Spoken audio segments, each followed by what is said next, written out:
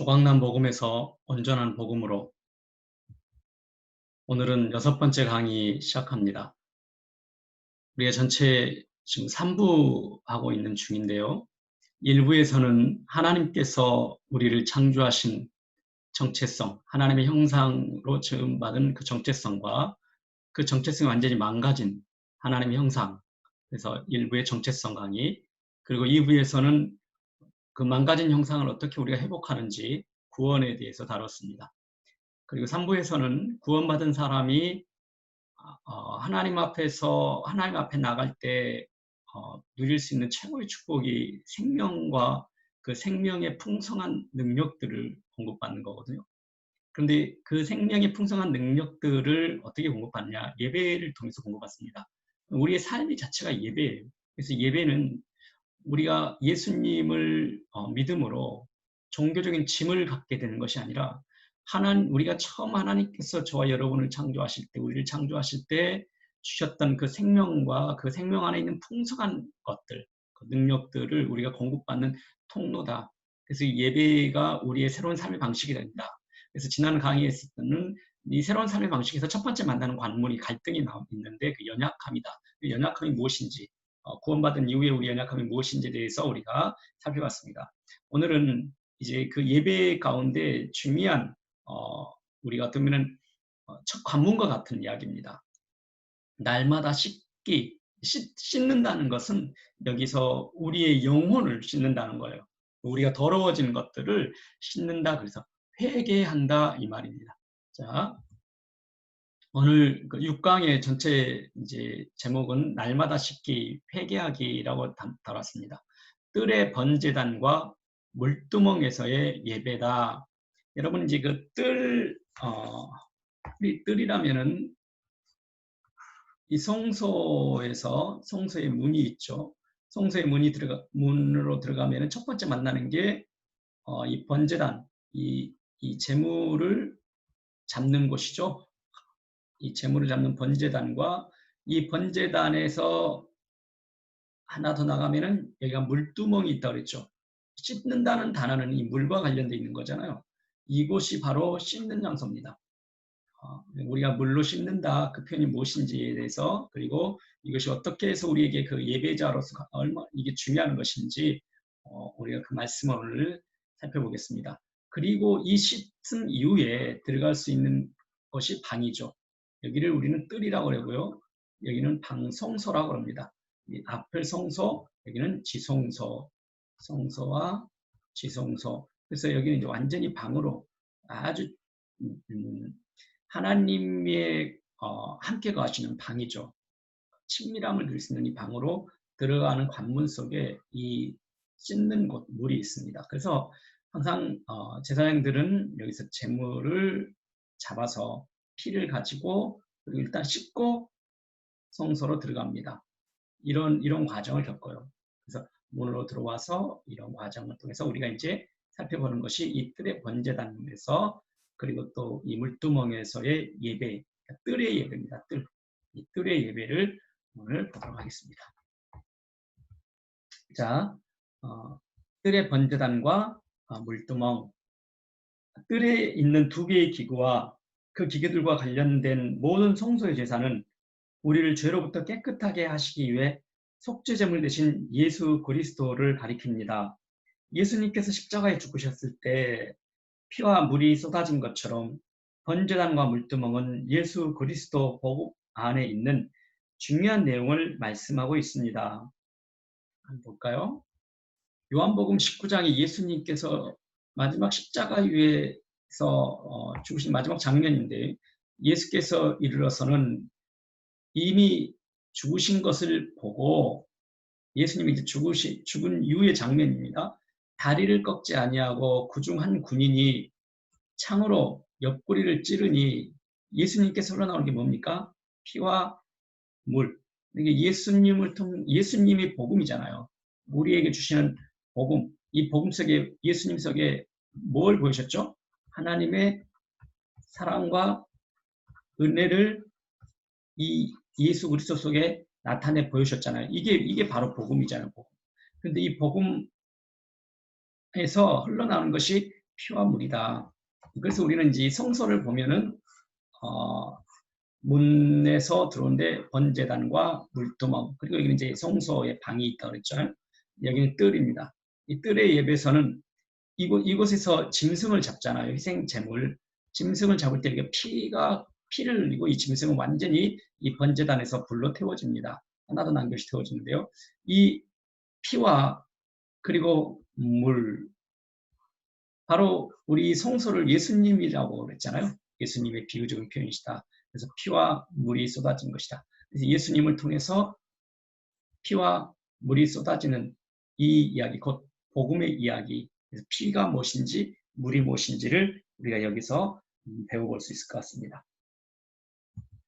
희생 제물의 피 흘림과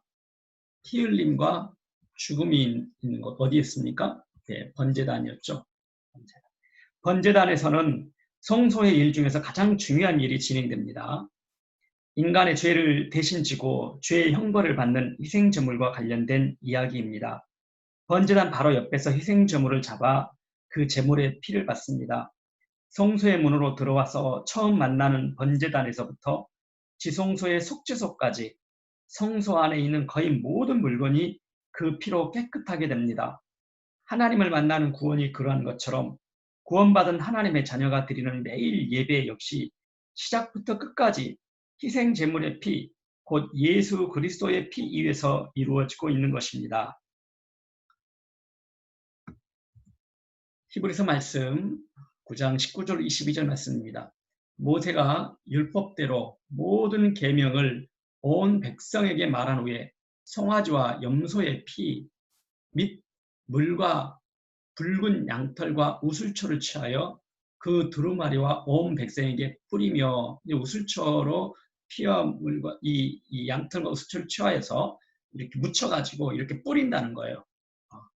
이르되 이는 하나님이 너희에게 명하신 언약의 피라. 언약의 피라. 나중에 지금은 짐승의 피로 구약에서는 제사를 드렸지만 나중에는 예수 그리스도의 십자가 위에서 흘리신 그 피가 이제 우리를 온전하게 깨끗하게 했다는 말씀이죠. 피라 하고, 또한 이와 같이 피를 장막,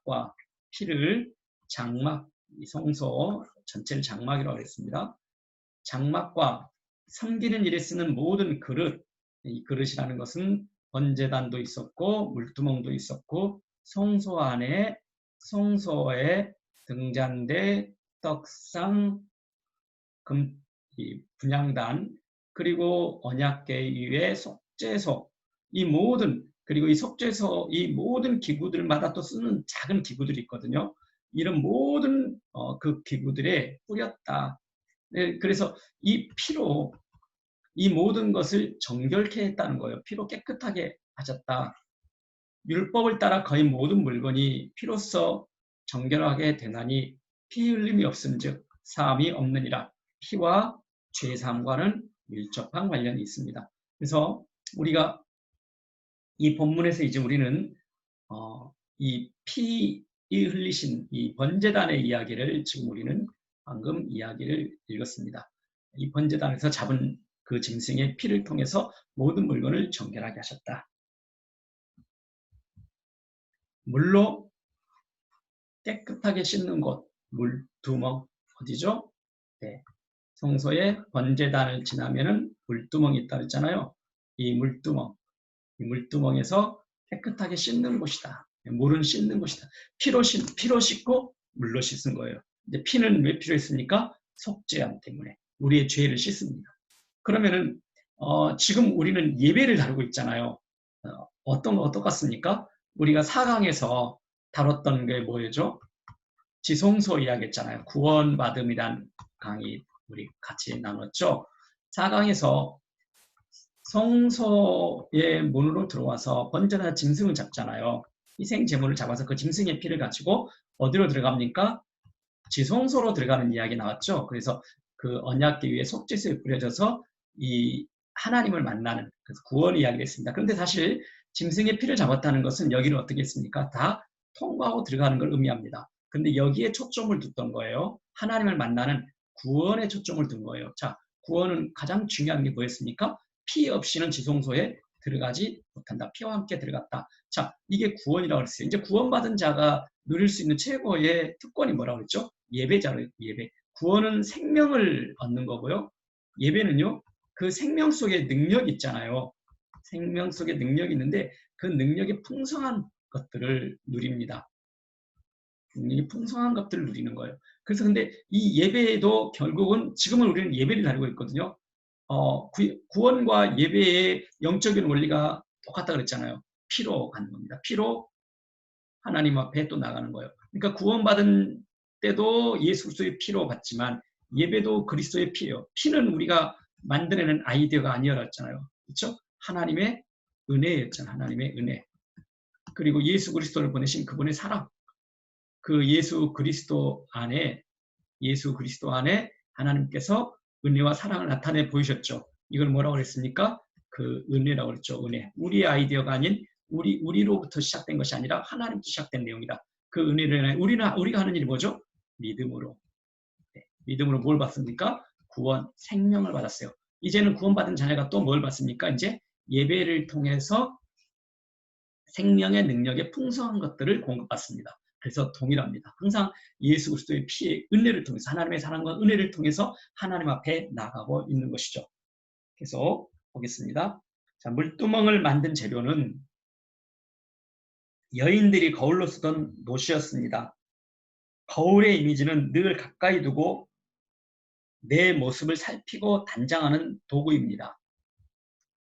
그가 노수로 물두멍을 만들고 그 받침도 노수로 하였으니 곧 회왕문에서 수종드는 여인들의 거울로 만들었더라.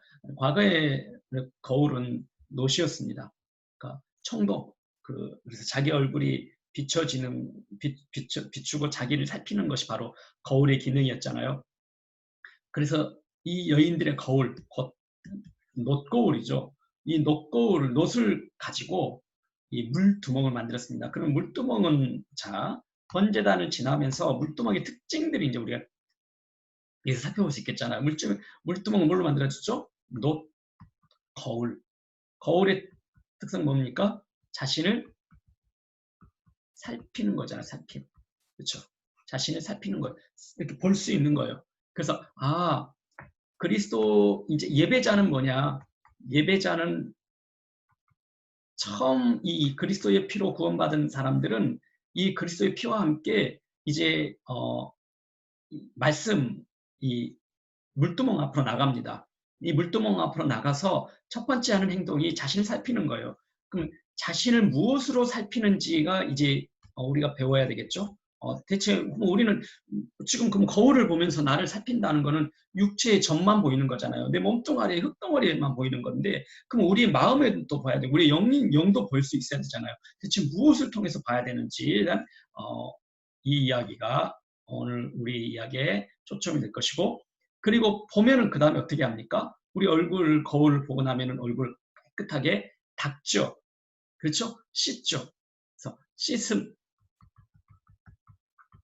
이것을 다른 말로 회개라고 한다고 그랬죠. 회개. 이 녹거울, 물두멍에서 하는 일들입니다. 자, 계속 물두멍은 자신을 살피며 깨끗하게 하는 곳입니다. 누가복음 11장 35절입니다. 그러므로 내 속에 있는 빛이 우리는 이제 예수님이 참 빛이시잖아요. 빛이십니다. 8강에서 더 자세히 배울 겁니다. 예수님이 참 빛이신데 우리가 예수님을 믿음으로 받아들였잖아요. 그래서 우리도 빛이 됩니다. 우리 안에 빛이 있어요. 근데 이 빛이 어둡지 않는지 살피라는 거예요. 우리가 만약에 하나님을 생명줄로 만났는데 우리가 하나님을 놓쳐버리면 우리의 정체성이 다시 연약함에 뭘로 우리가 초점을 맞추는 거라고 그랬죠? 흙덩이에 나를 자꾸 초점을 맞추면은 우리 안에 자꾸 이 연약함에 죄가 기회를 타서 일하게 되는 거죠. 그래서 내 자신이 어둡지 아니한가 보라고 말씀하십니다. 자, 계속 보겠습니다. 물두멍은 이제 그 속사람을 그러니까 결국은 내 속에 있는 빛이 어둡지 아니한가 보라. 아니한가 보라 이 말씀은 살펴보라는 거예요. 살피다. 살피는 건 어디에서 있습니까? 예, 거울에서. 녹거울. 어디였죠? 물두멍에서 살피잖아요. 그렇죠? 물두멍에서 살피는 거예요. 근데 물두멍 우리 속 사람을 살피는 곳입니다. 우리가 살피려 애쓰는 삶이 아니에요. 우리가 막 내가 뭐가 있지 막 이렇게 하는 게 아니에요.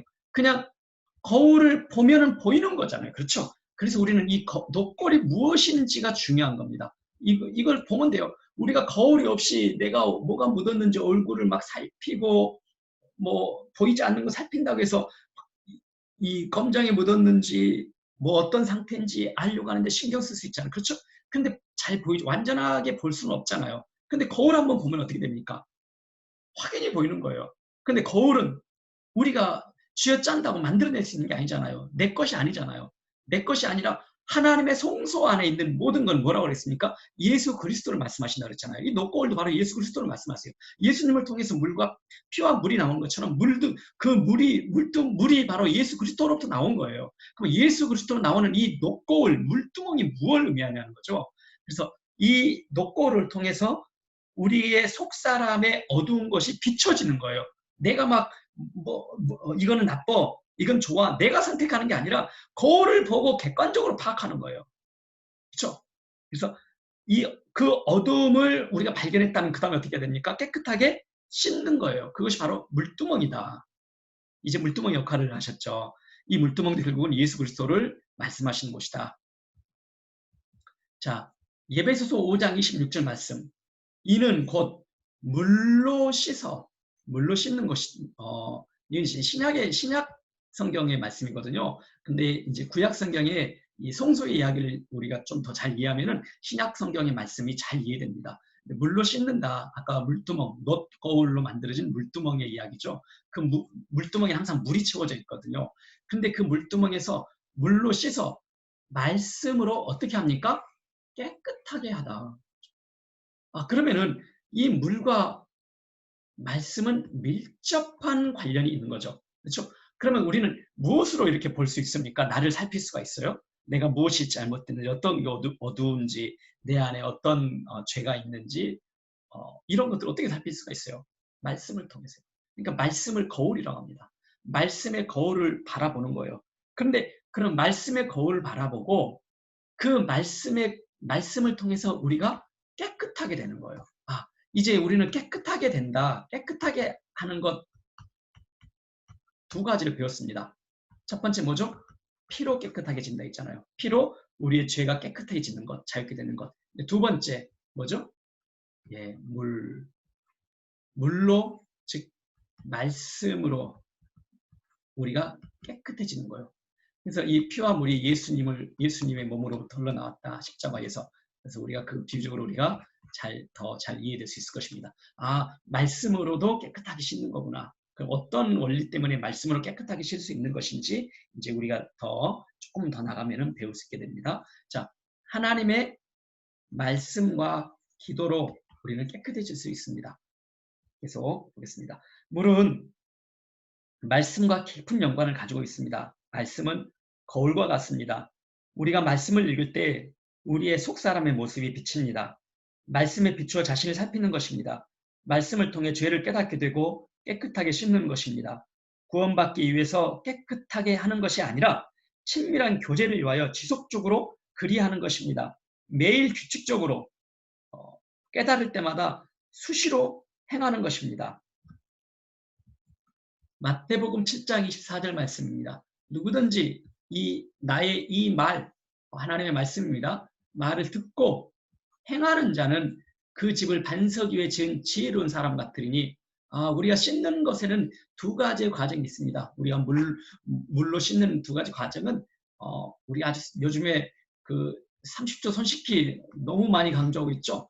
듣고 행하는 것이다. 이것이 우리가 씻는 것이다. 어떻게 듣고 행할 수 있습니까? 어떻게 우리가 말씀을 통해서 하나님의 주신 생명으로 나에게서는 듣고 행하는 능력이 없다는 거예요. 내게서는 없어요. 근데 창세기 3장에 마귀가 우리를 속이는 것이 바로 너한테 있다고 말하는 거예요. 근데 우리한테서는 그런 힘과 능력이 나오지 않아요. 우리는 흙덩이에 불과합니다. 선악을 알게 나무 열매를 먹고 난 다음에는 근데 끊임없이 이것 가지고 우리가 속는 거예요. 그래서 사단은 지금도 이걸 가지고 속이는 거예요. 우리는 하나님을 바라보면서 하나님의 생명의 능력을 공급받아서 그 능력으로 우리가 듣고 행하는 거예요. 그래서 하나님의 말씀의 은혜로, 그래서 그 말씀을 듣는 그대로 들어야 돼요. 그렇죠? 그 말씀이 우리를 듣고 말씀이 우리를 깨끗하게 하실 수 있는 거예요. 우리는 그걸 은혜라고 합니다. 그 은혜를 그냥 믿는 거예요. 믿음으로 어떻게 됩니까? 깨끗하게 되는 거예요. 깨끗하게 된다. 자, 이제 그러면은 우리는 두 가지로 깨끗하게 되는 이야기를 배웠습니다. 번제단에서의 피와 물두멍에서의 물로 깨끗하게 된다. 그런데 이 물은 말씀이라고 그랬잖아요. 그렇죠? 그리고 이 둘은 다 예수님으로부터 흘러나온 것들이었다고 배웠습니다. 근데 어떤 원리에서 피가 항상 깨끗하다고 배웠어요. 우리의 죄를 깨끗하게 하는, 죄로부터 우리를 깨끗하게 하는 이야기를 배웠어요. 근데 어떻게 물이 우리를 깨끗하게 하냐? 물로 씻으면 또 일시적이 아니에요. 이 원리가 있습니다. 요한계시록 19장 13절 말씀은 이렇게 나옵니다. 그가 피 뿌린 옷, 예수님을 말씀하세요. 예수님께서 피 뿌린 옷을 입었는데 그 예수님의 또 다른 이야기가 요한복음 1장 1절부터 우리 읽었던 말씀 기억나십니까? 태초에 말씀이 계시나 이 말씀이 곧 하나님과 함께 계셨으니 이 말씀은 곧 하나님이시니라. 말씀이 육신이 되어 우리 가운데 거하시네. 기억나십니까? 이 말씀이 곧 누구시죠? 예수 그리스도시죠. 자, 그런데 그 예수님께서 피 뿌른 옷을 입었는데, 즉 예수님이 곧 말씀이라고 그랬잖아요. 그 이름은 하나님의 말씀이라. 예수님을 말씀하세요. 근데 이 말씀에 뭐가 입혀졌다고 그래요? 예, 피 뿌린 옷이. 그래서 이런 원리입니다. 하나님의 말씀마다 어떤 옷을 입혀놨어요? 피로 덮여져 있다는 거, 피로. 그래서 결국은 우리가 말씀으로 보고 말씀을 듣고 행하면은 그 말씀의 능력이 되는 거예요. 피가 능력 있잖아요. 예수 그리스도의 피가 우리를 죄와 마귀로부터 구원해내는 자유케 하는 능력이 있는 것처럼 그 피로 덮여진 그 말씀이 피와 덮여져 있기 때문에 그 말씀이 능력이 있는 거예요. 우리를 깨끗하게 하는 능력이 있는 거예요. 그런데 이 말씀은 이 예수 그리스도의 번제단에 피가 없는 말씀이 있죠. 우리가 이 말씀을 인문학처럼 읽어요. 인문학처럼 그렇게 말씀 읽단 말이에요. 성경을 인문학을 좋아하시는 분들은 논어책을 읽듯이 성경을 그렇게 읽으시는 많잖아요. 역사에 수천 년 동안 내려오는 고전이니까 성경을 그렇게 읽으신 분도 있어요. 근데 그분들에게서는 이 말씀이 그들을 깨끗하게 할 수 있는 걸까요? 아니죠. 말씀의 피의 옷을 그러니까 예수 그리스도의 피로 우리가 구원을 받고 그 피로 구원받은 하나님의 자녀들이 이제 물두멍까지 나가는 거예요. 번제단을 통과한 사람만이 나갈 수 있는 거예요. 예수 그리스도의 피로 구원받지 못하면은 물두멍에 나갈 수 있어요, 없어요? 못 나가는 거예요. 그래서 그냥 단지 말씀은 나는 성경을 한 번 읽었어, 10번 읽었어. 이것이 우리를 구원하게 하는 게 아니에요. 예수 그리스도의 피로 덮여진 말씀이에요. 그래서 여러분들이 말씀을 이제 읽기 시작하잖아요. 말씀을 처음부터 끝까지 통독을 하시든지, 아니 어떤 부분에 세밀하게 조용한 묵상을 하시든지, 어떤 말씀이든지 말씀을 통해서 예배에 드리는데 여러분들이 그 말씀을 통해서 물두멍으로 나가는 것이 아니라 반드시 번제단을 통과하면서 나가게 됩니다. 번제단은 뭐죠? 피. 예수 그리스도의 십자가의 피로 함께 가는 거예요. 그래서 그 피로 덮여진 그 말씀 안에서, 그래서 그냥 말씀만 읽으면 그 말씀이 나를 정죄하면은 나는 율법주의에 빠지는 거예요. 나는 그 말씀 앞에 생각할 수가 없잖아요. 그 말씀대로 순종하기 어렵잖아요. 능력이 안 되잖아요. 그래서 율법주의에 빠지는 거예요. 죄책감에 빠지고. 그리고 다른 사람도 내가 말씀을 꼭 많이 본다는 사람이 또 피의 복음에, 그 은혜의 복음이 없는 말씀을 본 사람이 또 교회에서 다른 사람들을 또 판단하고 지적하고 비난하게 되는 겁니다. 그게 아니죠. 하나님의 말씀을 어떻게 합니까? 피와 함께 읽습니다. 그래서 말씀 안에서 피의 은혜로 읽어요. 그래서 그 말씀이 우리를 정죄하지 않으신다는 말씀이에요. 그래서 말씀을 읽으면서 우리가 막 그 죄책감 들고 그러잖아요. 근데 사실은 말씀은 우리를 정죄하지 않으십니다. 말씀은 우리를 교훈하고 책망하고 의로 교육하고 책망하고 바르게 하고 의로 교육하는 이런 과정에서 있는 것이지 우리를 정죄하시는 게 아니에요. 정죄는 뭡니까? 죄의 싹은 뭐예요? 사망이에요. 근데 우리 대신에 번제단에서 그 희생 제물이 완전히 하나님의 진노의 저주 속에 형벌을 받았잖아요. 그렇죠? 예수님이 형벌을 받으셨어요. 우리는 이 죄의 싹을 우리가 당하지 않는 거예요. 하나님의 말씀 앞에 나갈 때는 꼭 그리스도의 피 안에서 나갈 때 그 말씀이 우리를 안전하게 우리를 교훈하시고 책망하시고 바르게 하시고 의로 교육하신다. 자, 말씀으로 깨끗해지는 것은 듣고 행하는 것입니다. 이전까지 그 말씀대로 행하지 못한 것에 대해서 정죄하지 않습니다. 하나님의 말씀에서 벗어난 우리의 죄와 허물들을 피로 덮으시며 다시 초청하십니다. 말씀을 듣고 행하는 것에 대해 듣다 보면 우리는 성소유들이 은혜의 자리라는 것을 잊어버릴 수 있습니다. 물두멍에서도 역시 그 은혜 안에 있습니다. 예수 그리스도께서는 말씀이십니다. 말씀이 우리를 씻으십니다. 우리는 믿음으로 그 말씀을 그대로 받아들이면 됩니다. 그리할 때 그 은혜의 말씀이 우리 안에서 일하십니다. 우리로 하여금 열매를 맺도록 우리를 깨끗하게 하십니다. 요한복음 15장 말씀입니다. 무릇 열매를 맺는 가지는 더 열매를 맺게 하려 하여 그것을 깨끗하게 하시느니라.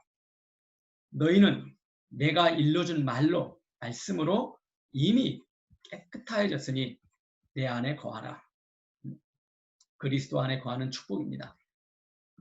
우리가 말씀을 듣고 늘 행함으로 생명의 능력을 안에서 행함으로 그 은혜 안에서 예수 그리스도 안에 지속적으로 거할 수 있는 축복 우리가 누립니다. 하나님과 친밀한 교제를 나눌 수 있는 거죠. 예수 그리스도 안에 하나님의 사랑과 은혜가 나타내 보이셨기 때문에 예수 그리스도 안에 있다면 그는 결국은 하나님을 가까이 있다는 거죠. 하나님과 만나고 있다는 거죠. 나도 너희 안에 거하리라. 자, 구원받은 하나님의 자녀가 하나님과 친밀함을 누리는 비밀이 있습니다.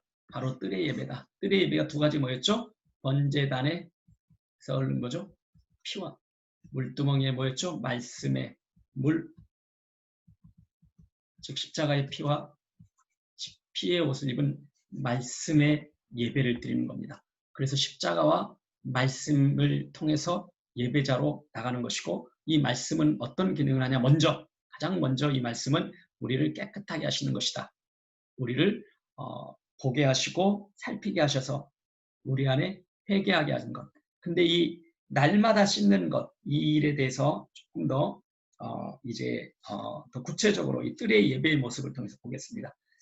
속죄일에 드려진 속죄제를 통해 하나님께서 말씀하신 것을 기억하십니까? 지성소와 그 안에 속죄소에서 너와 만나고 내게 말하리라. 이제 매일 드리는 예배를 통해서 그 약속을 다시 하십니다. 내가 거기서 너희와 만나고 내게 말하리라. 말씀이 좀 달라졌죠. 출애굽기 29장 38절로 42절입니다. 너가 제단 위에 드릴 것은 이러하니라. 매일 이제 이거는 구원받은 하나님의 자녀가 드리는 거예요.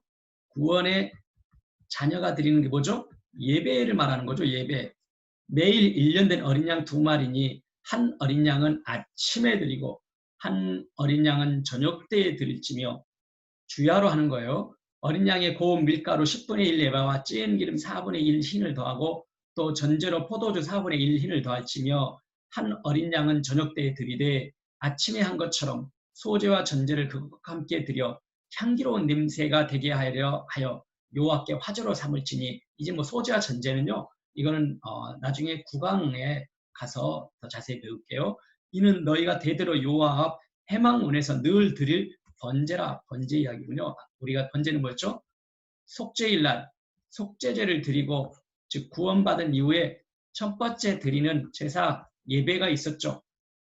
그것이 번제였습니다. 첫 번째 드리는 예배, 그 번제 이야기입니다. 그 번제를 주야로 아침 저녁으로 드린다. 근데 우리 속죄일 날 속죄제 때 들어갈 때는 이렇게 말씀하셨어요.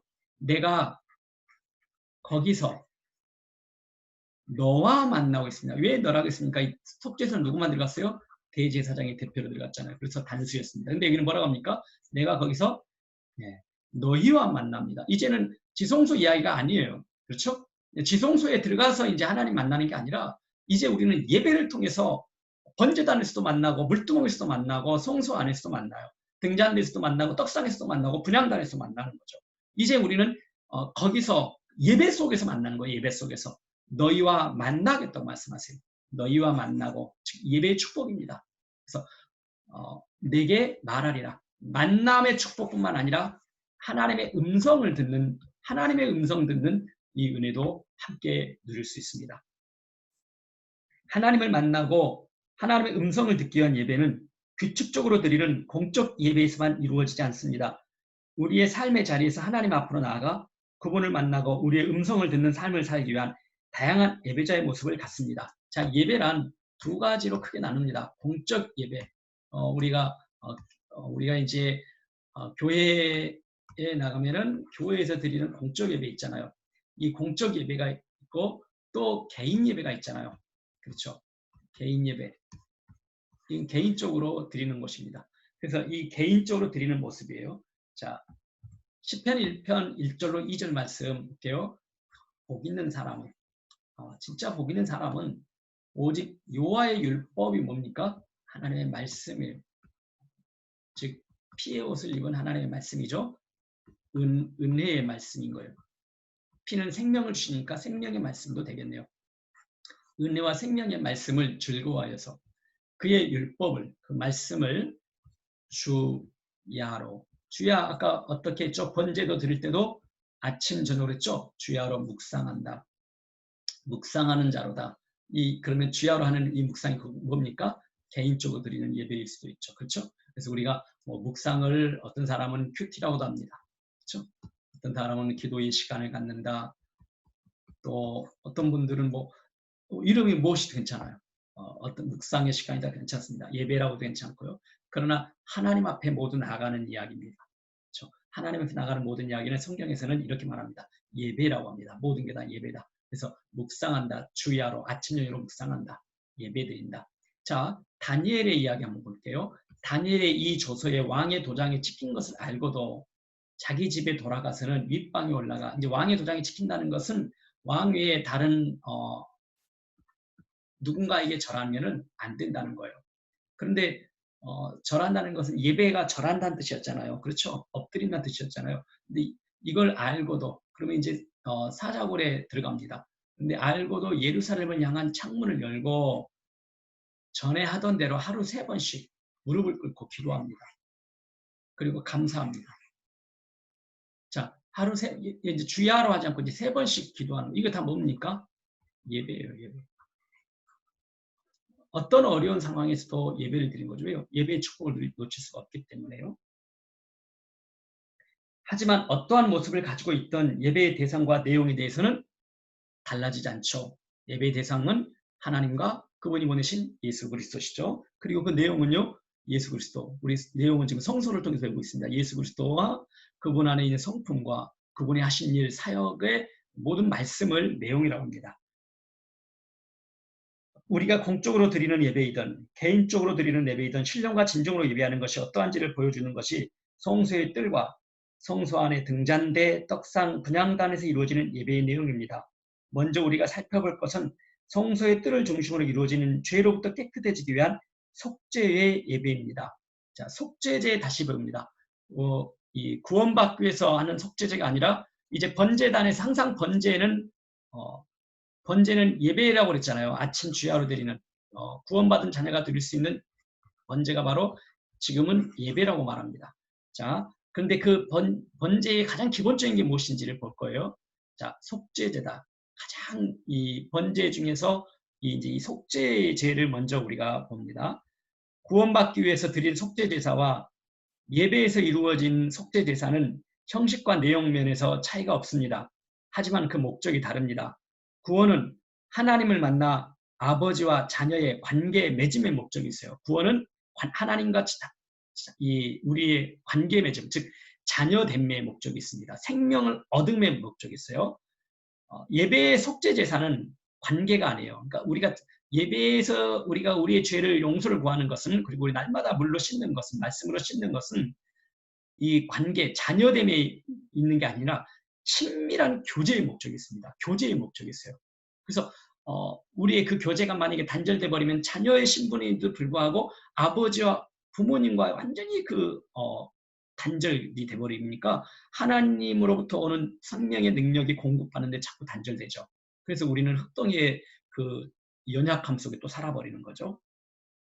구원받은 하나님의 자녀에게 희생제물의 피는 구원을 위한 것이 아니요 친밀함을 위함입니다. 말씀들을 한번 읽어보겠습니다. 누구든지 여호와의 계명 중 하나라도 그릇 범하였을 때, 그릇이라면 잘못했다는 거예요. 만일 기름 부음을 받은 제사장, 이건 이제 제사장이 혹시 범죄했을 수 있잖아요. 범죄하여 백성의 허물이 되었으면 그가 범한 죄로 말미암아 흠없는 수송아지로 속죄제물을 삼습니다. 여호와께 드릴지니 그 숫송아지를 해망문 여호와 앞으로 끌어다가 그 숫송아지 머리에 안수하고, 그러니까 항상 이 문을 통과해서 번제단 옆에서 제물을 잡기 전에 머리에 안수합니다. 누가요? 죄 지은, 여기서는 제사장이네요. 제사장의 죄였으니까 제사장이 자신의 죄를 이 짐승의 제물에 안수하면서 이 죄가 어떻게 합니까? 옮겨진다. 그러니까 하나님께서 주시는 그냥 은혜입니다. 우리가 우리가 죄의 문제를 해결할 수 없기 때문에 그 죄가 없어지는 거예요. 이 제물은 이 죄를 짊어지고 완전히 이 피는 받아서 가지고 들어가고, 물두멍을 통해서 성소 안으로 들어가고, 그리고 남은 육은요 완전히 불로 하나님의 진노 연꽃을 또 들어가는 거죠. 이것이 계속 구약의 제사의 이야기였습니다. 바로 이제 예수님을 통해서 이제 이 제사는 매번 반복하진 않지만 예수 그리스도의 피로 그 제사의 모양 그대로 있습니다. 다시 피와 함께 씻고 다시 들어가는 거죠. 말씀으로 씻고. 자, 여호와 앞에 잡을 것이요 그것을 번제하들 위해서 불사를 것이며. 레위기 4장 13절 계속 읽습니다. 만일 이스라엘 온 회중, 개인이 아니라 이번에는 공동체입니다. 공동체도 죄를 집단으로 지을 수도 있잖아요. 여호와의 계명 중 하나라도 부지 중에 범하여 허물이 있으나 스스로 깨닫지 못하다가 그 범한 죄를 깨달으면, 깨닫는다는 건 살피면서 말씀을 통해서 깨닫는 거예요. 회중은 숫송아지를 속죄제로 드릴지니 그것을 해막 앞으로 끌어다가 회중의 장로들이 여호와 앞에서, 장로들이란 말은 대표입니다. 그 공동체 대표들이 여호와 앞에서 그 숫송아지 머리에 안수하고 죄를 짊어지게 하는 거죠. 옮기는 거죠. 그것을 여호와 앞에서 잡을 것이요. 똑같습니다. 패턴 똑같아요. 레위기 4장은 계속 읽습니다. 만일 족장, 이제 지도자들이에요. 지도자들. 제사장 다음에 회중 다음에 이제 족장, 지도자들이 이제 있어요. 여러 족장들이 있겠죠. 그게 하나님 여호와의 계명 중 하나라도 부지 중에 범하여 허물이 있는데 그가 범한 죄를 누가 그에게 깨우쳐 주면 그는 흠없는 순염소네요. 이번에는 제일 처음에는 손대 이번에는 이제 족장은 염소를 드리려고 하네요. 그 순염소의 머리에 안수하고 똑같습니다. 죄를 옮겨지는 거죠. 여호와 번제물 잡는 것에서 잡을지니 이는 속죄제라. 지금 속죄제는 대상에 따라서 제사장이냐 회중이냐 족장이냐에 따라서 속죄의 짐승, 제물이 달라질 뿐입니다. 그러나 모양은 똑같아요. 죄의 문제는 다 해결해야 됩니다. 레위기 4장 계속 있습니다. 이번에는 이제 평민입니다. 평민.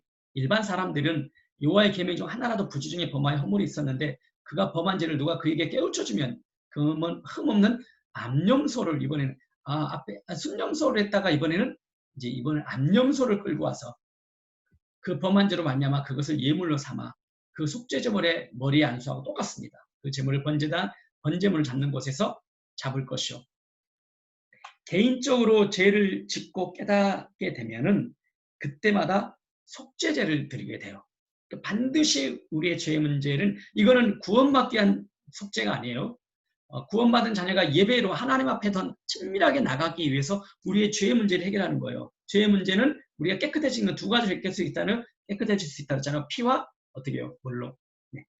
자, 이것은 우리 일상생활에서 말씀을 통해 죄를 깨닫게 될 때 피 뿌린 옷을 입은 말씀으로 죄를 씻어 죄 용서를 구하는 것을 의미합니다. 자, 속죄제 했잖아요. 이번에는 속건제 이야기입니다. 이제 속건제와 속죄제의 차이점이 무엇인지 이제 볼게요. 속죄제와 속건제는 규례가 같아요. 같다고 생각합니다. 근데 하나만 달라요.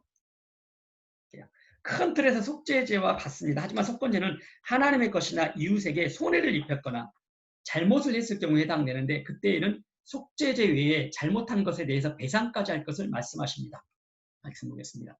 레위기 5장 말씀 속죄제 이야기, 속건제 이야기입니다. 누구든지 여호와의 성물에 부주 중에 범죄하였으면 여호와께 속건제, 이거는 성물입니다. 물건 들이되 너가 지정한 가치를 따라 성소의 세겔로 몇 세겔 은에 상당한 흠없는 순양을 양떼 중에서 끌어다가 속건제로 들여서 성물에 대한 잘못을 어떻게 하라고요? 예, 보상하라. 그것에 5분의 1을 더해서 하랍니다. 제사장은 그 속건제의 순양으로 그를 위하여 속죄한 즉 그가 사함을 받으리라.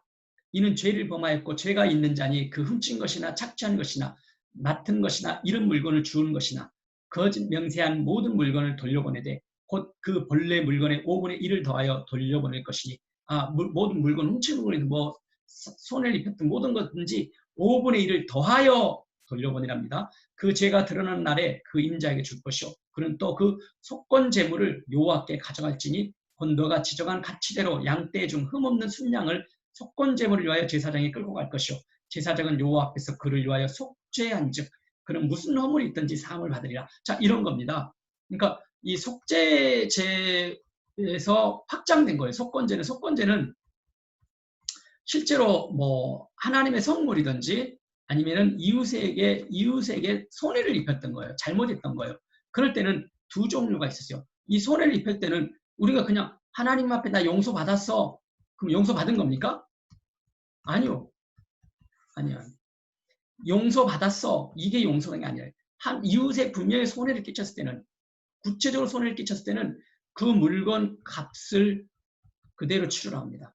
거기다가 그것만 치른 게 아니라 그 물건 값의 5분의 1까지 더해서 실제로 물건 값을 이 잘못을 배상하라, 보상하라. 그렇게 말씀하세요. 그리고 또 하나가 있습니다. 또 하나 뭐죠? 이제 남은 것은 또 속죄제 아까 드렸던 것처럼 그대로 속죄제의 재물 짐승을 가지고 가서 또 이 죄 하나님 앞에서 죄를 속죄 제사를 드리라는 거예요. 그러니까 보상하고 하나님 앞에서. 그래서 우리는 이웃에게 손해나 이런 잘못을 했을 때 특히 우리 크리스찬들이 하나님 앞에 용서를 거의 더 끝내보면 안 돼요. 속건제. 그것도 바로 제사의 모양입니다. 자, 어떤 허물이나 죄이든 하나님 앞에 나와서 해결해야 합니다. 개인적인 죄나 공동체 전체의 죄에 대해서 민감해야 합니다. 특별히 개인적인 죄의 문제를 해결할 때 지도자들의 죄는 더 무겁게 인식하도록 속죄 제물에 대해서 차별을 두고 있습니다. 아마도 그것은 영향력 있는 위치에서 더 자신을 살피고 조심하라는 말씀이겠죠. 자, 이제 우리 속죄제와 속건제에 대해서 배웠습니다. 그 다음에 번제입니다. 이제 세 번째, 이 예수님의 사역의 제사의 5가지 종류 모양이 있었습니다. 번제인데, 번제는 모든 제사 중에서 가장 기본적인 것, 제사가 바로 번제라고 그랬습니다. 그래서 속죄일날 속죄제를 드린 이후에 첫 번째 구원받은 자녀가 드리는 예배가 번제라고 그랬잖아요. 그 번제는 가장 기본적인 예배입니다. 그래서 번제에 대해서 우리가 좀 더 자세히 배울 겁니다. 번제는 속죄제와 속건제와 그 성격은 좀 다릅니다. 하지만 번제단을 중심으로 죄로부터 깨끗해지기 위한 속죄와 관련된 부분만을 들여다볼 때, 그러니까 번제단은 항상 뭡니까? 번제단에서는 짐승의 제물을 피를 받고 나머지 고기 육덩어리는요 죄의 형벌 속에 태우죠. 불로 태우죠. 그래서 이 번제단은 속죄, 피로 깨끗해지는 이야기입니다. 그래서 무조건 번제단을 통과하는 것은 속죄 이야기가 있어야 돼요. 속죄제든 속건제든 번제든 피로 깨끗해져야 돼요. 그래야 하나님 앞에 나갈 수 있는 거예요. 깨끗하게. 죄로부터 깨끗해지기 위한 속죄와 관련된 부분만을 들여다보면은 그 과정과 내용에 있어서 두드러진 차이가 없습니다. 하여 모든 제사 중에서 가장 기본이 되는 번제에 관한 이야기로 성소의 뜰에서 이루어지는 속죄 예배에 대해서 살펴보겠습니다. 그러니까 거의 뭐 속죄와 관련된 이야기가 중복되니까 이 번제가 가장 기본인 제사 중에서 특별히 이 속죄에 관련돼서 어떻게 드려지는지 보겠습니다. 레위기 1장에 번제 이야기 나옵니다. 너희 중에 너희는 누굽니까? 구원받은 하나님의 자녀들이 하나님의 백성의 정체성을 가지고 사람들이요. 누구든지 여호와께 예물을 드리려거든 가축 중에서 소나 양으로 예물을 드릴지니라. 그 예물이 소의 번제이면 흠없는 수컷으로 회막문에서 여호와 앞에 기쁘게 받으시도록 드릴지니라. 회막문이 어디입니까? 성소의 문 앞이니까 바로 번제단을 말하겠죠. 번제단. 이곳에서 여호와 앞에 기쁘게 받으시도록 드리라고. 이때 제물을 드리는 겁니다. 여기서 잡습니다. 이 옆에서. 그는 번제물의 머리에 안수할지니. 자, 이제 첫 번째 누가 가져와요? 너희가 회막문으로 죄를 우리죠. 이제 나가 그 제물을 가지고 와야 돼요. 그러니까 개인적으로 그 제물을 가지고 들어옵니다. 들어와서 첫 번째 하는 게 뭡니까? 그가 누굽니까? 지금 아직 인칭되면서 바뀌지 않았죠. 그 가지고 온 사람, 그 누구든지. 그러니까 이 범죄한 사람, 하나님 앞에 예배드리고 한 사람, 하나님 앞에 나오려고 하는 모든 사람, 그는 번제물의 머리에 항상 머리에 안수하는 게 뭐였습니까? 하나님 앞에 나가기 위해서 항상 하는 것이 속죄라 그랬죠. 속죄는요, 내 안에 있는 죄가 어디로요? 제물에 죄를 옮기는 방법으로 머리에 안수합니다. 그래서 이 죄가 나에게 없어지고 이 제물로 옮겨주는 거예요. 그래서 나는 죄로부터 깨끗해지는 겁니다. 하나님이 정해주신 거예요. 그래서 은혜라고 합니다. 그를 위하여 기쁘게 받으심이 되어 그를 위하여 속죄가 될 것이라. 지금 누가 하고 있습니까? 내가 하고 있는 거예요. 내가 지금 그 제물에 안수하는 거예요. 제사장이 하는 게 아닙니다. 하나님 앞에 나가려고 하는 그 사람이 하는 거예요. 그는 여호와 앞에서 그 숫송아지를 잡을 것이고, 숫송아지를 누가 잡습니까? 지금 하나님 앞에 나오려는 그 사람이 잡아요. 그러니까 대표로 속죄일이나 이런 거 대표로 할 때는 제사장이 잡지만은 개인적으로 하나님 앞에 나갈 때 번제는 또 개인적인 번제 예배는 전부 개인이 드리는 거예요. 숫송아지를 개인이 잡습니다. 그때 아론의 제사장들의 이야기는 그때 이제 제사장들은 뭘 하냐? 그가 잡는 거예요. 이 제사장은 그때 뭡니까? 피를 가져다가 그가 잡을 때 피를 받아냈겠잖아요. 그 피를 가져다가 회막문 앞 제단 사방에 뿌리라고 회막문 앞 제단의 사방에 뿌리라고 말합니다. 여기 그는 또 누구겠습니까? 이거는 제사장들 이야기 있고 복수죠. 그대로 그는이겠죠. 또 번제물의 가죽을 벗기고 각을 뜰 것이요. 그리고 또 제사장의 자손들은 그 각을 그 사람이 와서 제물을 잡고 번제물의 가죽을 벗기고 각을 뜯고 있을 때 제사장은 이제 자손들은 뭐합니까? 아론의 자손들은 제사장들 말이에요. 제단 위에 불을 붙여서 불 위에 나무를 벌려놓고 아론의 제사장들은 그 뜬 각과 머리와 기름을 제단 위에 불 위에 있는 나무에 벌려놓을 것이며 그 내장과 정강이는 물로 씻을 것이고 제사장은 그 전부를 제단 위에서 불살라 번제를 드릴지니 전부를 불살라서 번제를 드리랍니다. 이제 불살라 번제 드리는 것은 마지막으로 또 제사장이 하는 거예요. 이는 화제라 여호와께 향기로운 냄새니라. 자, 한번 잘 들어보십시오. 제물을 가지고 와서 제사드리라는 그 사람이 흠 없는 제물을 번제단 앞으로 가지고 나옵니다. 그가 제물의 머리에 안수를 합니다. 제사장이 아닙니다. 그렇게 할 때 그 사람의 죄는 흠없는 제물이 옮겨지고요. 그는 흠없는 상태가 되는 거예요. 그리고 그가 그 짐승을 또 잡습니다. 그가 짐승을 잡아요. 잡고 있을 때 내가 지금 잡는 거예요. 어떻게 해요? 이제 죄를 짊어지는 그 짐승을 잡는 거예요. 그럼 이 짐승을 왜 내가 잡으면서 왜 잡는죠? 죄 때문에. 누구 죄였어요? 나의 죄 때문에 내가 그 짐승을 잡는 거예요. 그 짐승은 누구의 죄 때문에 죽는 거예요? 나 때문에. 그런데 내가 그것을 직면하는 거예요. 지금. 보고 있는 거예요. 그것을 찾고 있는 거예요. 자, 그래서 지금 우리가 지금 회개 이야기를 다루고 있어요. 회개 이야기. 자, 그 짐승은 그 죄를 지고 있습니다. 그의 죄 덩어리를 가지고 있는 그 짐승을 잡습니다. 짐승을 잡으려면 대충 쳐서는 제대로 맞지도 않을 것입니다. 재물을 바라보며 짐승을 잡는 고통스러운 시간을 갖게 됩니다. 짐승을 잡을 때 한 방에 잡을 수 있지만 두 방, 세 방, 뭐 짐승이 막 움직이면은 막 온 천지가 피투성이고 뭐 짐승이 뭐 그냥 있겠습니까? 그런데 잡으려면 어떻게 합니까? 정확하게 급소를 때리든지 어떻게 잡아야 되겠잖아요. 그렇죠? 그러려면은 짐승을 눈을 가리면서 이렇게 뭐 그냥 허접하게 때리거나 이렇게 해서는 안 되겠죠. 그렇죠? 짐승을 정확하게 바라보면서 그 짐승을 잡아야 될 겁니다. 근데 그 짐승을 잡는데 이 짐승 잡는 고통이 아닐 것 같아요. 그렇죠? 고통스러웠을 것 같아요. 대충 쳐서는 제대로 맞지도 않을 것입니다. 재물을 바라보며 짐승을 잡는 고통스러운 시간을 갖게 됩니다. 어쩌면 그 시간이 그의 죄와 직면하고 있는 순간일 것입니다. 그렇죠? 짐승을 바라보는 순간에 그 짐승을 잡는 이유가 내 죄 때문에 잡고 있잖아요. 어떻게 보면 내 죄를 내가 직면하고 있는 순간이 그 시간이 나의 죄를 내가 직면하고 있는 것과 같은 거죠.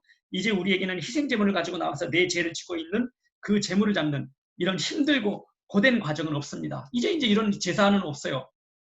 하지만 나의 죄와 허물에 대해 직면하는 것은 지금도 동일합니다.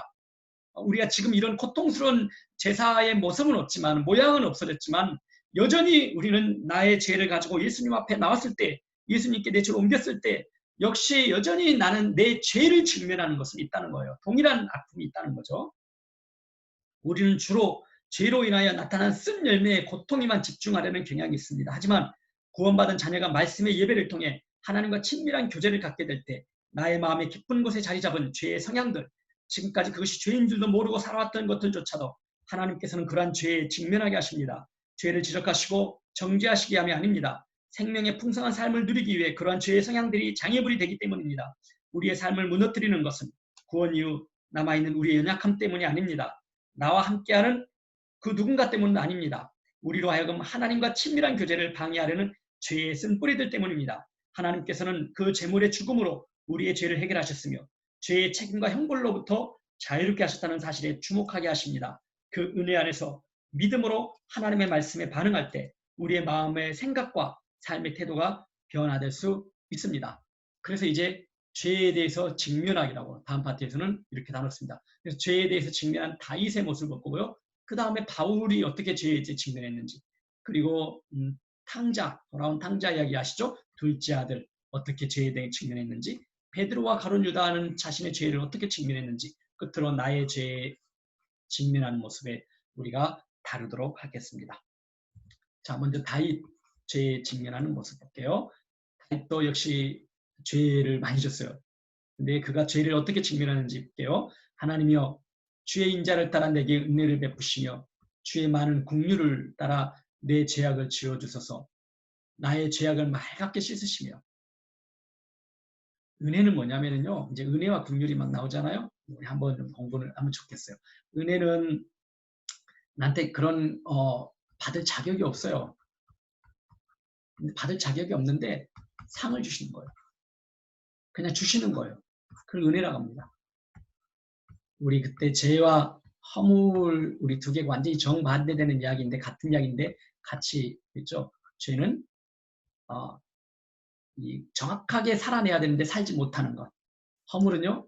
그렇게 하지 말라고 하는 것을 자꾸 하는 것. 그 허물이라고 그랬잖아요. 근데 은혜는 받을 자격이 하나도 없는데 나에게 주시는 거예요. 그 은혜라고 합니다. 그럼 긍휼은요. 받아야 되는 게 있어요. 그러니까 좋은 것은 받을 자격이 없어요. 생명을 받을 자격이 없는데 은혜를 받는데 받아야 될 게 있어요. 우리가 받아야 될 게 뭐죠? 죄의 형벌이요.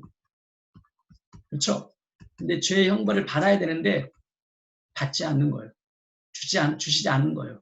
이거는 받을 수 없는 것을 주시는 게 은혜고 반드시 받아야만 것을 주지 않으시는 것. 그걸 긍휼이라고 합니다. 용서하시는 거죠. 그래서 은혜와 긍휼도 같은 맥락에서 보지만은 서로 반대되는 이야기입니다. 많은 긍휼을 따라 내 죄악을 지워주소서. 나의 죄악을 맑게 씻으시며 나의 죄를 깨끗이 제하소서. 주께서 말씀하실 때에 의로우시다 하고 주께서 심판하실 때에 순전하시다 하리이다. 내가 죄악 중에서 출생하였으며 나의 어머니가 죄 중에서 나를 잉태하였나이다. 하나님이여 내 속에 정한 마음을 창조하시고 내 안에 정직한 영을 새롭게 하소서. 나를 주 앞에서 쫓아내지 마시며 주의 성령을 내게서 거두지 마소서. 주의 구원의 즐거움을 내게 회복시켜 주시고 자원하는 심령을 주사 나를 붙드소서. 그리하면 내가 범죄자에게 주의 도를 가르치리니 죄인들이 주께 돌아오리이다. 하나님이여 나의 구원의 하나님이여 피 흘린 죄에서 나를 건지소서. 내 혀가 주의 의를 높이 노래하리이다. 주여 내 입술을 열어주소서. 내 입이 주를 찬송하여 전파하리이다. 죄를 짓고 난 다음에도 여전히 주님 안에서 머물러 있던 모습을 더 은혜 앞에 나가는 모습입니다. 바울의 모습이죠. 로마서 7장 23절로 8장 2절까지 보겠습니다. 내 지체 속에 산 다른 법이 내 마음의 법과 싸워 내 지체 속에 있는 죄의 법으로 나를 사로잡는 것을 보는도다. 오라 나는 공고한 사람이로다. 이 사망의 몸에서 누가 나를 건져내랴. 우리 주 예수 그리스도로 말미암아 하나님께 감사하리로다. 그런즉 내 자신이 마음으로는 하나님의 법을 육신으로는 죄의 법을 섬기노라.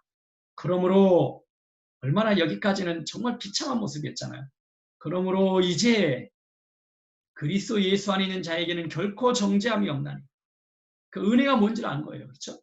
이는 그리스도 예수 안에 있는 생명의 성령의 법이 죄와 사망의 법에서 너를 해방하였다. 이게 바울의 고백이에요. 정죄하다는 거죠. 방종하지 않습니다. 이게 하나님의 은혜를 늘 누리는 거예요. 그 은혜로 계속 우리는 성장하고 성숙해지는 겁니다. 또 한번 볼게요. 돌아온 탕자 이야기입니다. 회개 이전과 회개 이후로 말씀을 한번 나눠봤습니다. 누가복음 15장 말씀인데요. 이에 스스로 돌이켜 이걸 회개라고 했습니다. 이르되 내 아버지에게는 양식이 풍족한 품꾼이 얼마나 많은가. 나는 여기서 주려 죽는구나. 내가 일어나 아버지께 가서 이르기를 이제 지금 생각하는 거예요. 마음에 생각하는 거예요. 돌이켜서 생각하기 시작하는 겁니다. 회개의 시작은 생각에 변하기 시작하는 거예요. 아버지, 내가 하늘과 아버지께 죄를 지었습니다. 지금부터는 아버지의 아들이라 일컬음을 감당하지 못하겠습니다. 나를 품꾼의 하나로 보소서 하리라. 이렇게 작정한 거예요. 이제 하나님 앞에 이렇게 용서 구하겠다 작정한 거예요. 이제 이에 일어나서 이제 구체적으로 행동이 들어갑니다. 행동이 들어가는 거예요. 뭐였죠? 자, 생각이 행동으로 바뀌는 겁니다. 돌아가. 여기가 회개예요, 이게. 그러니까 우리의 생각을 어떻게 합니까? 행동으로까지. 이게 회개의 이야기입니다. 자, 그러면서 이제 회개의 모습을 이에 일어나서 아버지께 돌아갑니다. 이제 아직도 거리가 먼데 아버지께 그를 보고 측은히 여겨 긍휼히 여기 불쌍히 여기셨다는 거예요. 불쌍히. 달려가서 목을 안고 입을 맞추니 아들이 이르되. 자, 지금 아들이 하고 싶은 이야기가 두 가지가 있었잖아요. 이제 용서를 구해야 되잖아요. 하나님 앞에 이제 내 제 용서 구했잖아. 근데 하나님 앞에 나가는데 아버지께 갔는데 아버지에게 말을 했습니까? 안 했습니까? 회개의 말을 했어요? 안 했어요? 아무 말도 없어요. 근데 아들 보자마자 막 아버지가 뛰어가는 거예요. 아버지가 보고 그를 불쌍히 여겨서 그를 부둥켜 안고 목을 안고 입을 맞추고 그러는 거예요. 우리는 뭔가 하나님 앞에서 어떤 뭔가 하나씩 단계를 거쳐야 한다고 생각하는 거예요. 그렇죠? 근데 하나님은 우리가 돌이키는 그 순간, 이미 우리가 생각으로 돌이키고 우리가 돌아가야지 결정하는 그 순간에 이미 하나님께서 우리를 용서하시고 우리를 안고 계십니다. 근데 우리의 마음이 이제 여기 막 왠지 찝찝하잖아요. 그렇죠? 근데 마음이 찝찝한 거, 이 아들도 역시 찝찝했어요. 그래서 찝찝하니까 이제 자기가 생각하는 거예요. 그래서 뭔가 좀 회개한 것 같아야 되잖아요. 그렇죠? 아버지, 내가 하늘과 아버지께 죄를 지었습니다. 지금부터는 내 아버지 아들의 일컬음을 감당하지 못하겠나이다. 자, 첫 번째 단어 이야기죠. 그렇죠? 그리고 이제 뭐 해야 됩니까? 나를 품꾼의 하나로 보셔서 이제 이야기를 하죠. 근데 이 이야기가 뭐 없어요. 그냥 이 이야기 하다가 그냥 아버지가 종들에게 이르되 제일 좋은 옷을 내어다가 입히고 손에 가락지를 띄고 발에 신을 신기라. 그리고 살찐 송아지를 끌어다가 잡으라. 우리가 먹고 즐기자. 이 내 아들은 죽었다가 다시 살아났으며 내가 잃었다가 다시 오더느라 하니 그들이 즐거워하더라. 여러분, 하나님의 앞에 나간다는 이런 거예요. 우리가 하나님 앞에 나가는 게 하나님의 긍휼하심 이런 겁니다. 자, 계속 죄에 직면한 다윗 그리고 둘째 아들입니다. 죄의 결과로 완전히 망가진 스스로를 바라보고 아버지 앞으로 돌아선 둘째 아들에 관한 이야기입니다. 회개하며 돌이키기를 기다리시는 아버지 마음과 모습으로부터 읽기 시작해 보십시오. 하나님의 깊은 은혜를 깨닫는데 조금은 더 가까이 갈 수 있을 것입니다. 아들이 아버지에게 돌아갈 것을 결심합니다. 그리고 아버지에게 어떻게 나아가서 무슨 말을 해야 하는지를 생각하고 일어나 돌아갈 겁니다. 하지만 아들의 말을 듣기도 전에 아버지께서 달려가 그를 측은히 여겨 그를 품에 안아줍니다. 이때 측은히 여기다는 의미는 도저히 갚을 수 없는 빚을 탕감해 줄 때 갖게 된 불쌍히 여기는 마음과 같은 의미를 가지고 있습니다. 이게 측은히 여기다는 단어예요. 그의 종이의 주인이 불쌍히 여겨서 놓아주며 그 빚을 탕감해 주었더니, 그러니까 도저히 갚을 수 있는 능력이 없어요. 그 사람은. 근데 그냥 불쌍히 여겨서요. 그를 그냥 갚아준 거예요. 놓아줘 버렸어요.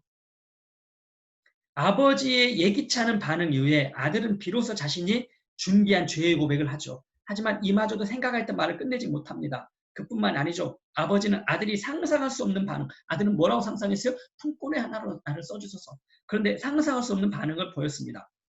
죽었다가 다시 살아났으며 내가 잃었다가 다시 얻었노라. 이것이 하나님 아버지의 마음이십니다. 베드로와 가룟 유다를 이제 보면서 우리가 이제 정말 이 회개가 뭔지에 대해서 보게 됩니다. 베드로 마태복음 26장 74절 75절입니다. 예수님이 잡히실 때 베드로의 태도였어요. 그가 저주하며 맹세까지 합니다. 이르되 나는 그 사람이 누군지 아세요? 예수님을 말씀하세요. 내가 누구요? 베드로요. 베드로가 나는 예수님 알지 못한다고 하니 곧 닭이 울더라. 이에 베드로가 예수의 말씀에 닭 울기 전에 너가 3번 나를 부인하라 하신 칭이 생각나서 밖에 나가서 심히 통곡하니라. 뭐예요? 죄에 대해서 통곡하는 거예요. 그렇죠? 죄에 대해 통곡하는 겁니다. 자, 가룟 유다 볼까요? 가룟 유다도 예수님을 판 자잖아요. 그때 예수를 판 유다가 그의 정죄됨을 예수님의 이제 십자가 죽으심을 말하는 거예요. 죄 때문에 죽으셨잖아요. 십자가에. 보고 스스로 뉘우쳐. 이 사람도 뉘우치네요. 여기도요. 심히 통각하는 죄의 뉘우침이 있었죠. 여기도 뉘우침이 있네요. 근 30을 대제사장들과 장로들에게 도로 갖다 줬습니다. 행동도 있었네요. 이르되 내가 무지한 피를 팔고 죄를 범하였도다 하니. 자, 가룟 유다나 베드로 다 누가 있습니까? 죄에 대한 뉘우침을 가지고 있었습니다. 그렇죠? 죄의 뉘우침. 이건 회개 출발했죠. 근데 어떻게 다른가 볼게요.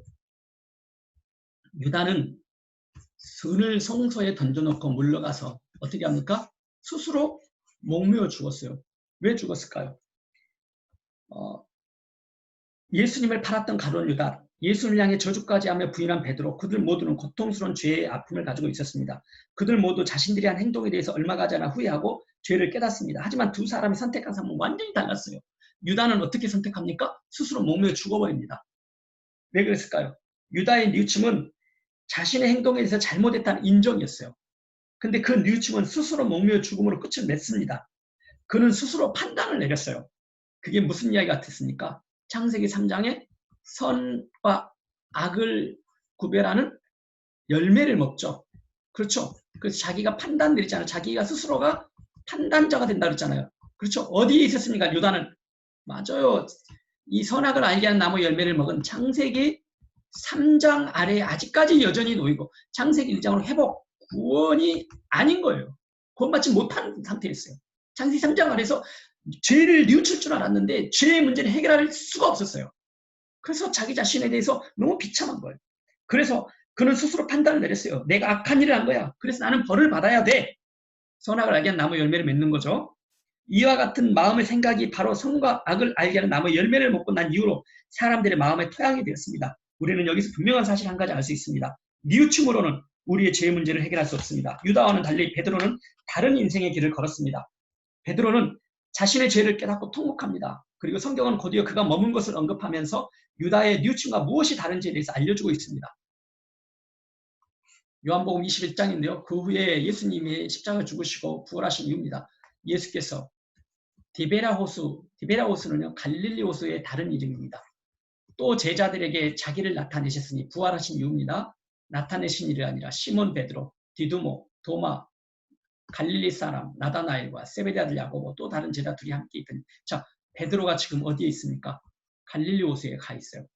유다는요, 스스로 죽음이요. 그렇죠? 스스로. 베드로는요, 어디로 가 있습니까? 갈릴리 호수로 가 있어요. 그 죄를 늦춘 이후로. 왜 갈릴리로 갔을까요? 디베라 호수에 대해서 우리가 이제 이 갈릴리 호수로 오게 된 그 배경에 대해서 우리가 이야기가 성경에 한 곳이 나옵니다. 마태복음 28장 7절의 말씀인데요. 또 빨리 가서 그의 제자들에게 이르되 그가 죽은 자 가운데서 살아나셨고 너희보다 먼저 갈릴리로 가시나니 거기서 너희가 배우리라 하라. 그러니까 예수님이 살아나셨을 때 예수님이 다시 부활하신 첫 번째 목격자들에게 제자들에게 전해주라고 합니다. 제자들에게. 성경에 정확하게 막달라 마리아라는 이 여인이 예수님의 부활을 처음 목격합니다. 그리고 이 여인이 예수님의 이 말씀을 제자들에게 첫 번째 전하는 증인입니다. 증인. 그래서 하라, 보라, 내가 너희에게 일렀느니라 하거늘. 예수님께서 제자들에게 이 여인을 시켜서 말합니다. 내가 먼저 갈릴리로 갈 것이니까 너희도 갈릴리에서 가서 기다리라고. 그러면 베드로는 어떻게 했습니까? 하나님의 예수님의 말씀을 듣고 그가 죄를 뉘우치고 예수님의 말씀을 듣고 예수님의 말씀의 장소로 가 있습니다. 가룟 유다는요, 죄를 뉘우치고 스스로 견디지 못하고 목매어 죽습니다. 이것이 바로 생명나무와 선악과 나무 아래에 있는 삶의 두 종류의 유형입니다. 구원받은 자와 구원받지 못한 자의 유형이에요. 은혜 아래 있는 사람과 율법 아래 있는 사람의 모습입니다. 자, 베드로는 자신의 죄를 직면하여 고통스러운 가운데 머물러 있지 않았습니다. 예수님의 말씀에 귀를 기울였어요. 자신의 내면의 정죄의 소리를 듣는 것을 멈추고 하나님의 말씀을 듣기 시작하였습니다. 그는 하나님의 사랑과 은혜의 이야기를 알아들었습니다. 예수님께서 십자가에서 하신 일이 무엇인지를 깨달았어요. 그는 하나님의 속죄의 은혜 아래로 들어갔고 말씀으로 들어갔습니다. 그래서 피와 말씀 안으로 들어가는 것처럼 피와 말씀이 우리를 깨끗하게 한다 했잖아요. 그럼 말씀에 순종하는 것이 말씀의 피와 말씀, 물두멍, 물. 이것이 듣고 행함으로 어떻게 합니까? 깨끗해진다고 그랬잖아요. 듣고 행함. 그래서 그리스도의 십자가 피와 그 말씀을 듣고 행함으로 베드로는 깨끗해지는 거예요. 여러분들 회개는 이렇게 하는 겁니다. 그리스도의 은혜 안에서 그렇게 할 수 있는 거예요. 그 은혜 안에 있을 때. 예수님께서 십자가에 하신 일이 무엇인지 깨달았습니다. 속죄 안으로 들어갔고 말씀으로 들어갔어요. 베드로의 죄를 피와 물로 깨끗하게 하시고 은혜로 덮으시고 그에게 또 한 번의 기회가 주어졌습니다. 이것이 그 은혜에 의하여 믿음으로 사는 삶입니다. 예수께서 시몬 베드로에게 이르시되 요한의 아들 시몬아 너가 이 사람들보다 나를 더 사랑하느냐 하시니 이르되 주여 그러하나이다. 내가 주님을 사랑하는 줄 주님께서 아시나이다. 이르시되 내 어린 양을 먹이라. 인생에 또 한 번의 기회가 찾아옵니다. 이제 마지막 나의 죄에 대해서 직면하자는 거예요. 어떻게 해야 됩니까? 은혜 아래에서 항상 해야 돼요. 피의 은혜 안에서 말씀을 읽어야 됩니다. 피가 없으면 말씀은 우리를 구원하지 못합니다. 십자가의 피와 그분의 말씀 안에서 하는 거예요. 피옷을 입은 말씀 때문에 그러는 거예요. 구원받은 하나님의 자녀의 이야기입니다. 그 안에서 날마다 회개하십시오. 피로 씻고 물로 씻으십시오. 특별히 물두멍에 몇 번을 씻냐 생각나는 대로. 이 물두멍 다른 모든 것은 번제단이든 송소의 이 제사 모든 그건 다 하루에 아침 저녁이다 뭐 횟수가 있어요. 근데 물두멍은 횟수의 이야기가 없습니다. 그냥 수시로 씻는 거예요. 수시로 생각날 때마다 수시로 죄에 생각날 때마다 듣고 행하고 씻는 거예요. 그렇죠? 자, 회개란 고통스럽지만 자신의 죄에 직면하는 것으로부터 시작됩니다. 하나님의 말씀으로부터 벗어나 있는 자신의 모습과 하나님 앞으로 나아가서 그분과 친밀한 교제를 하기 얼마나 자신이 더럽혀진 모습인지를 바라보는 것입니다. 죄에 대한 직면은 아프지만 구체적이고 철저해야 합니다. 그래야 마귀에게 틈을 주지 않습니다. 동시에 그분의 은혜를 바라보아야 합니다. 나의 죄의 문제를 용서하시기 위해서 예수님께서 죄를 짊어지시고 십자가에서 피를 쏟으시며 죽으셨습니다. 그 피를 힘입어 그 은혜에 의하여 담대하게 하나님 앞으로 믿음으로 나아가는 것입니다.